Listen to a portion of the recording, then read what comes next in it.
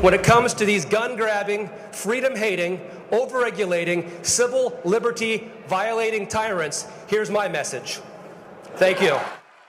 Tonight, this Iowa moment is getting a lot of attention online. Republican State Representative Bobby Kaufman raised his middle fingers during an event at the Iowa State House earlier this week.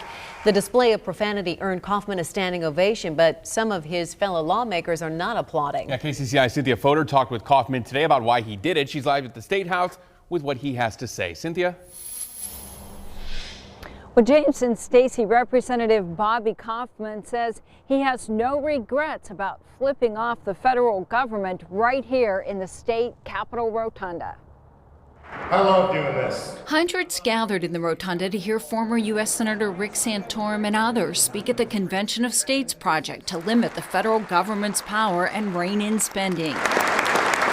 It wasn't words, but a gesture that has gone viral. When it comes to these gun-grabbing, freedom-hating, overregulating, civil liberty violating tyrants, here's my message. Thank you. Representative Bobby Kaufman tells us his fingers were pointed at the federal government and says he did not plan to use that gesture, but felt he was channeling the feelings of his frustrated constituents.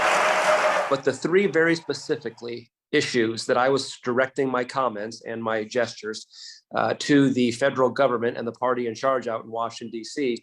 was rampant crime, out of control inflation, and a wide open border. The time for civility in terms of words is over.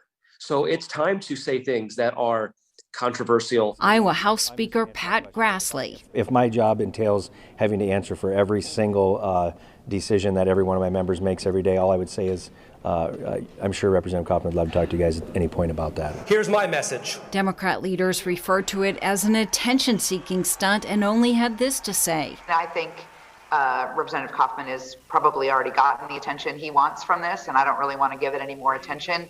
I don't really like to reward that kind of behavior, so probably nothing to say about his behavior in the Rotunda the other day. My intentions were to catch people's attention and say, hey, this is a real problem. And what I did was simple. I channeled what many, many, many people have been thinking. I just happened to do it. So no regrets?